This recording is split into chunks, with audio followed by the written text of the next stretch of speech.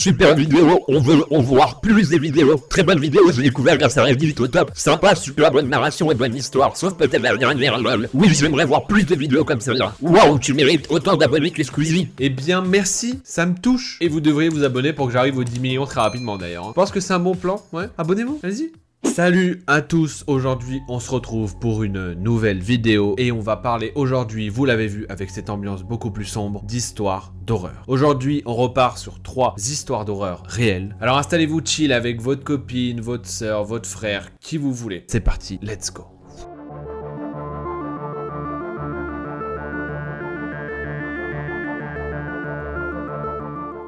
Cette histoire, c'est l'histoire de Coralie, elle a 20 ans et elle s'est passée il y a à peine 2 semaines. Coralie, elle nous explique qu'elle vit dans un petit immeuble à 15 minutes de Limoges. Elle est au premier étage et que juste en face de son immeuble, il y a une banque. Cette banque elle est toute vitrée et le distributeur il est à l'intérieur et pour rentrer du coup dans cette banque, il faut appuyer sur un bouton. Vous savez, après ça s'ouvre, c'est quelqu'un qui ouvre la porte. Sauf que elle, dans son immeuble par exemple, tout le monde y a accès, c'est un palier qui est ouvert à tout le monde. Et tout ça, c'est important pour le reste de l'histoire. L'histoire commence quand il était 20h, elle décide d'aller retirer de l'argent dans la banque qui est en face pour faire du shopping le lendemain avec ses copines et elle décide de retirer 20 €. Alors je sais pas où tu vas faire du shopping Coralie, mais 20 €, tu vas pas acheter grand chose en shopping, hein, je te le dis tout de suite. Elle va donc à la banque et pendant qu'elle retire, il y a un homme qui rentre derrière elle et elle lui dit bonjour et au moment de partir, elle lui dit bonne journée et il lui répond à toi aussi Coralie. Là, elle se retourne et il demande comment il connaît son prénom. Et il lui répond qu'en fait, c'est un nouveau voisin et qu'il a entendu sa mère l'appeler. Bon, déjà un peu creepy, mais allez, on va dire que ça passe. Elle repart chez elle, elle demande à sa mère si elle a vu les nouveaux voisins. Sa mère lui dit que non, elle savait même pas qu'il y avait des nouveaux voisins. Bref, la soirée se passe avec sa mère, elle regarde la télé, tranquille. Comme on est encore en été, il fait extrêmement chaud. Coralie, elle décide d'aller prendre une douche. Sa mère est épuisée, donc elle va se coucher. Elle termine sa douche et elle décide de faire la vaisselle et elle explique comme elle vit qu'avec sa mère, elle sort souvent à poil avant d'aller chercher ses habits. Elle se balade un peu à poil et elle fait la vaisselle à poil en fait. Coralie, elle a la flemme, comme elle a décidé de faire la vaisselle, elle a pas envie de faire des allers-retours pour allumer la lumière, donc elle reste dans le noir, elle allume juste le flash de son téléphone qu'elle pose sur l'étendoir de l'éponge pour avoir un peu de lumière et elle fait la vaisselle et en plus elle allume la lumière, elle a pas envie que tout le monde la voit peut-être de l'extérieur alors qu'elle est à poil. Elle fait la vaisselle et à un moment elle lève les yeux et elle voit par la fenêtre donc la banque qui est illuminée etc. Mais elle voit aussi devant cette banque un homme avec les yeux noirs qui est en train de la fixer et il lui fait même coucou de la main. Elle réagit pas, elle termine rapidement, elle va pour partir se coucher mais avant comme d'habitude elle vérifie que la porte est fermée à clé. Coralie nous explique qu'elle a un titre, que pour vérifier que la porte est bien fermée, elle la rouvre et elle la ferme et elle vérifie bien que le verrou s'enclenche pour fermer la porte. Puis elle part dans sa chambre pour se coucher, elle laisse sa porte de chambre légèrement ouverte pour que son chat puisse dormir avec elle parce qu'il vient apparemment régulièrement. Elle explique que comme d'habitude quand il fait chaud l'été, elle laisse sa fenêtre et ses volets ouverts pour aérer, pour avoir moins chaud et le soir elle fume sa clope à la fenêtre, au téléphone avec sa copine et après elle va se coucher, c'est sa petite routine habituelle. Ce soir-là comme d'habitude elle est au téléphone avec sa copine et elle entend que sa copine s'endort, donc elle fait un tour sur les réseaux sociaux et à un moment pendant qu'elle est sur les réseaux sociaux, elle entend quelqu'un dans la rue qui chuchote son nom. Au début, elle est un peu saoulée, elle se dit c'est encore l'autre con qui me regardait par la fenêtre. Franchement, il est chiant. Elle explique qu'elle a un peu peur mais qu'elle est du genre à affronter les choses, que quand elle était petite, elle s'est beaucoup bagarrée et que lui, il est vraiment tombé sur la mauvaise personne s'il pense qu'elle va se laisser faire. Là, Coralie, elle sort sa tête par la fenêtre, elle lui dit qu'est-ce que tu veux et le mec lui répond toi.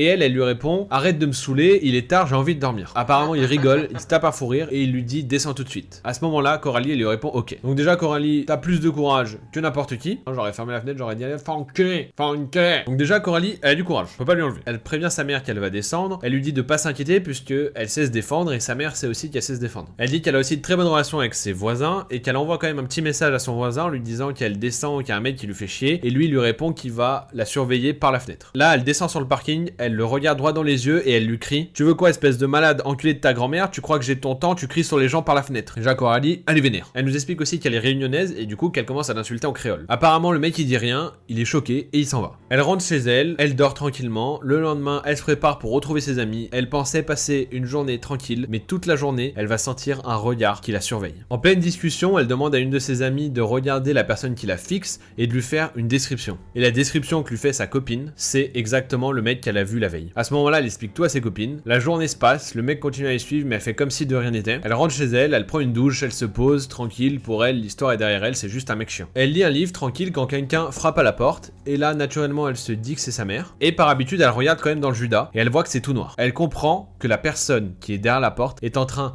de cacher le Judas avec son doigt. Là, Coralie, elle se pose une question. Est-ce qu'elle est assez têtue pour ouvrir la porte malgré tout? Mais bien sûr qu'elle le fait. Mais oui, Coralie, elle a pas de limite, elle s'en bat les couilles, elle. Mais elle va pas ouvrir sans avoir une arme. Attention. Elle prend une bombe désodorisante dans les toilettes et un sac plastique au cas où elle devrait l'étrangler. Coralie, ta vie, c'est un film, non? Elle ouvre la porte et là, elle tombe sur sa voisine. Ok. Elle repose ses objets discrètement en lui parlant. Tu sais, oui, bonjour, machin. Le soir, sa mère rentre normalement. Elles sont parties se coucher vers 23h. Coralie dort toujours la fenêtre et les volets ouverts. Et là, la même scène se déroule. Les chuchotements et elle entend son nom. Au bout d'un moment, le mec se met même à crier son nom. La Coralie, elle en a marre. Elle ferme les volets, elle ferme la fenêtre. Tant pis si elle crève de chaud. Donc Coralie arrive à se rendormir, mais dans la nuit, elle se réveille parce qu'elle sent quelque chose qui monte sur son lit. Au départ, elle se dit que c'est son chat, mais le poids est plus important que d'habitude. Coralie, du coup, elle ouvre un œil et là, elle voit le mec couché au bout de son lit. À ce moment-là, Coralie saute de son lit, elle court vers sa porte, elle prend la clé de la porte de sa chambre et elle la ferme de l'extérieur. Elle court vers la chambre de sa mère, saute dans son lit et lui demande d'appeler le voisin sans poser de questions. Coralie, elle prend le temps de verrouiller la porte d'entrée et la porte de la chambre de sa mère pour ne pas que le mec puisse se barrer. En même temps, elle téléphone à la police et elle leur explique tout. Très rapidement, la police arrive, ils rentrent dans l'appartement et ils ressortent avec le mec menotté.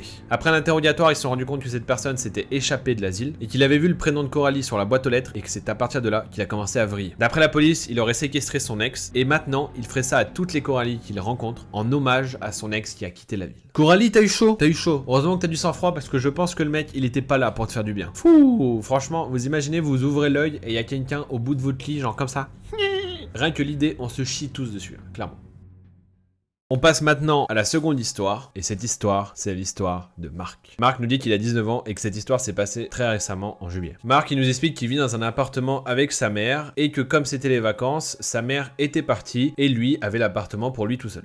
Il dit qu'il vit dans un immeuble un peu pavillonnaire et que la plupart des voisins, c'est seulement des gens avec des enfants, etc. Donc c'est assez calme. Mais il dit aussi que du coup, la plupart des familles sont en vacances et du coup, il se retrouve pratiquement seul dans l'immeuble. Il dit qu'il a trouvé un job d'été dans un fast-food et que c'est à 1 heure à peu près de chez lui, qu'il travaillait en général de 17h à minuit et que du coup, ça le faisait rentrer tard, mais que ça le dérangeait pas plus que ça parce qu'il avait l'habitude de prendre les transports en commun tard. Donc il rentrait le soir tranquillement dans le métro à minuit, pas de souci.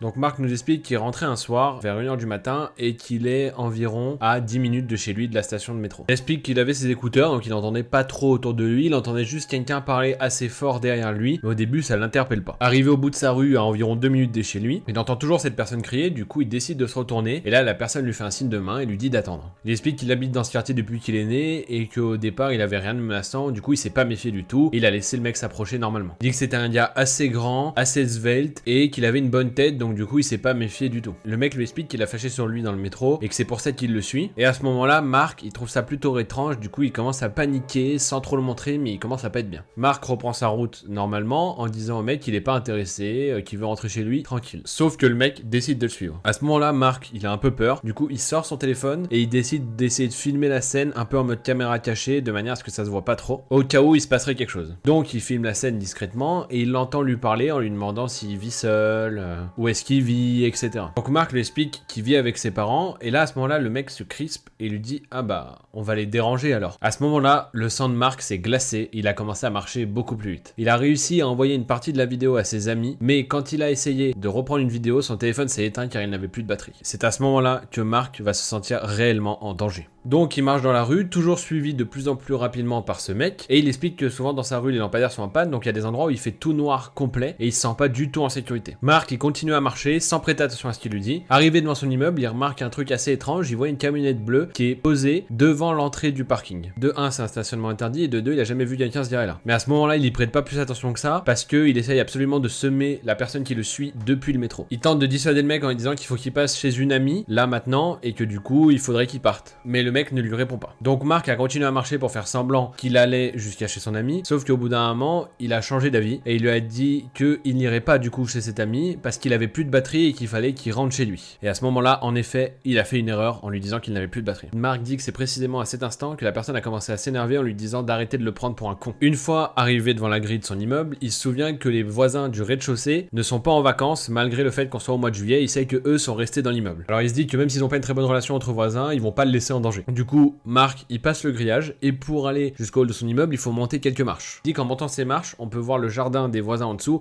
et que souvent ils sont là en train de fumer ou alors qu'on voit la lumière à l'intérieur, vous savez, on voit la lumière qui sort par la fenêtre. Mais au moment d'arriver sur ces marches, il ne voit aucune lumière, personne dehors, les volets sont fermés. Il comprend alors que les voisins ne sont pas là et qu'il est seul dans l'immeuble. À ce moment-là, Mark il décide de passer par la porte du hall. Il tente de la refermer rapidement, mais c'est trop tard. Le mec qui le poursuit a mis son pied pour bloquer la porte et il arrive à se glisser à l'intérieur de l'immeuble. Apparemment, il était complètement muet depuis qu'il avait dit de ne pas le prendre pour un con et c'était encore plus angoissant. Lorsqu'il a réussi à se hisser dans le hall, il a senti la respiration du mec s'accélérer et il sentait qu'il était de plus en plus énervé, mais il comprenait toujours pas pourquoi il continuait à le suivre. À ce moment-là, Mark il dit qu'il était totalement déboussolé, tétanisé et qu'il ne savait pas quoi faire. Il décide donc d'aller sonner chez ses voisins malgré le fait que normalement il ne soit pas là pour lui faire peur. À ce moment-là, aucune réponse de ses voisins et il dit que c'est précisément à cet instant que son instinct de survie a repris le dessus. Il s'est retourné vers la personne qui le suit, l'a poussé violemment et a couru vers ses escaliers pour monter chez lui. Mark habite au premier étage, il dévale les escaliers, arrive à sa porte et entend derrière lui le mec qui commence à monter. À ce moment-là, il se dépêche de sortir ses clés, mais la peur, les tremblements, il est tétanisé, etc. Il est surpassé par la peur, il a du mal à ouvrir la porte. Au moment où il rentre la clé pour ouvrir la deuxième serrure, il sent le mec se coller contre lui et il sent son souffle chaud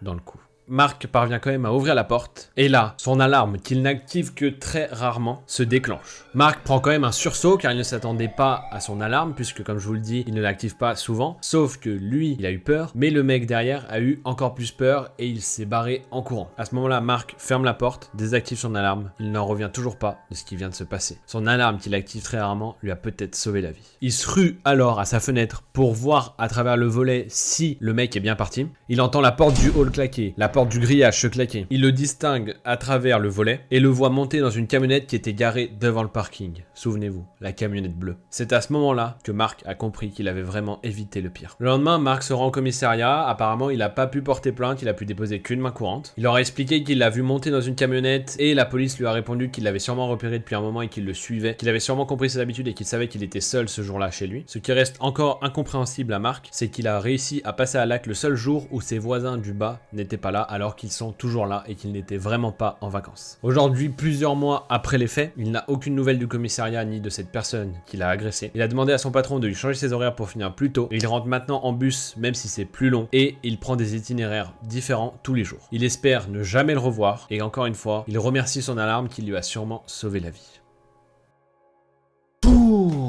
Et ben cette histoire elle était forte en émotion hein. Quand le mec arrive derrière toi et qui te respire dans le cou là, je suis sûr qu'on a tous la sensation, je suis même sûr qu'il y en a certains d'entre vous qui ont eu des frissons tellement ça se ressent en fait. Franchement comme quoi, morale de l'histoire, installez des alarmes chez vous hein. Un peu nul comme morale.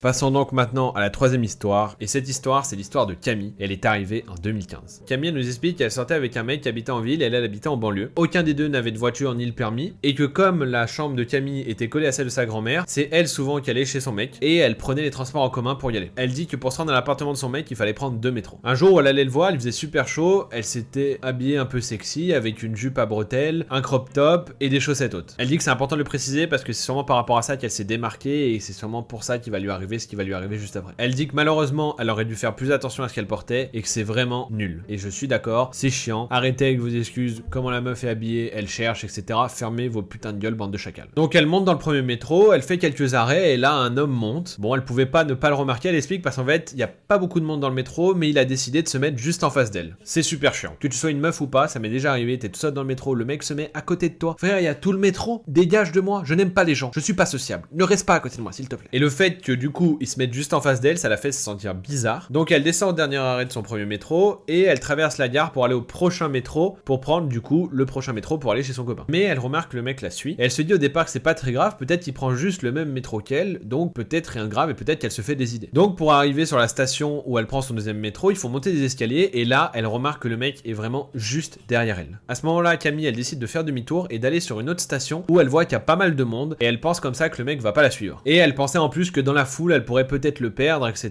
Donc comme ça elle serait plus tranquille. Elle va dans la foule et elle essaie de le perdre dans la foule avant de retourner sur la station sur laquelle elle doit prendre son métro. Elle finit par y arriver, au début elle le voit pas, donc elle commence à se sentir mieux, sauf que d'un coup elle se tourne et elle le revoit, il est toujours là. Elle dit qu'elle pensait l'avoir semé, mais qu'en réalité, peut-être qu'en fait, il la voyait tout le temps. Elle dit qu'il y avait pas trop de monde sur le quai, mais que les métros qui sont arrivés, ils étaient tellement pleins qu'elle a même pas eu envie de monter dedans, sauf que le mec qui la suit ne monte pas non plus. Pendant ce temps, elle envoie des SMS à son copain, en lui expliquant la situation, etc. Sauf que lui, il prend pas du tout la situation au sérieux, il dit qu'elle exagère. Elle lui demande au moins qu'il la rejoigne à la dernière station pour la rassurer. Il était apparemment très réticent, mais il a accepté. À ce moment-là, tous les métros qui arrivent, ils sont toujours pleins, sauf qu'elle en a marre, elle perd patience et elle a envie d'arriver chez son copain. Donc elle finit par se convaincre de rentrer dans un métro qui est plein, elle se retrouve dans un métro hyper plein où un mec a son bras sur elle tellement il n'y a pas de place, et finalement elle se sent trop oppressée, trop en danger, et elle finit par ressauter du train, sauf que le mec qui la suivait, qui lui est monté dans le train au moment où elle est montée, n'a pas eu le temps de sauter, du coup il est parti avec ce métro-là, et elle est restée sur le quai, lui la fixant. À ce moment-là, Camille elle va attendre encore que certains métros passent, parce qu'elle a peur que lui essaie de monter dans les prochains. Au bout d'un moment, elle finit par en prendre un, et à chaque station, elle vérifiera si le mec ne remonte pas, et elle ne le verra pas. Elle arrive finalement à sa station de destination, elle voit son copain qui est saoulé de devoir marcher. Elle dit que c'est un ex-petit ami et qu'il était plutôt merdique. Ça a l'air en tout cas. Elle dit qu'elle est vraiment fière d'elle d'avoir sauté du train au dernier moment, parce qu'elle ne sait pas à quel point elle était en danger, ni ce que cette personne aurait pu lui faire. Elle sait très bien que cet homme ne la suivait pas pour une raison saine. Et elle dit que malgré le fait qu'elle était en public, elle avait l'impression que si cette personne lui faisait quelque chose, personne ne ferait rien. Et en effet, tu as raison Camille, parce que plus les gens sont nombreux, moins ils risquent de faire quelque chose, et ça a un nom, ça s'appelle l'effet témoin. En plus, Camille, elle explique que c'est une personne petite et pas forte, du coup, elle aurait rien pu faire. C'est mignon. Voilà, donc tous les gros charros qui suivent les meufs parce qu'elles sont habillées un peu trop sexy pour vous, bah arrêtez quoi, parce qu'on a tous envie de vous enculer. Et du coup, foutez la merde pour des mecs qui sont sûrement très bien, mais à cause de gens comme vous, et bah les meufs peuvent pas s'habiller comme elles veulent, elles peuvent pas faire ce qu'elles veulent, elles peuvent pas arrêter de casser les couilles. Vous savez quoi? En tout cas, merci d'avoir regardé la vidéo. N'hésitez pas à liker, à partager et à vous abonner. Moi, ça m'aide énormément pour tout mon travail. Si ces vidéos vous plaisent, et je sais qu'elles vous plaisent, abonnez-vous. Ça me fait vraiment plaisir et moi, ça m'encourage à continuer. Je vous souhaite à tous une excellente soirée si c'est le soir, une excellente journée si c'est la journée, une excellente matinée si c'est la matinée, une excellente nuit si c'est la nuit. En tout cas, j'espère que ces histoires ne vous empêcheront pas trop de dormir. Moi, si, clairement. Et je vous fais des bisous la famille. Je vous dis à la semaine prochaine. Ciao!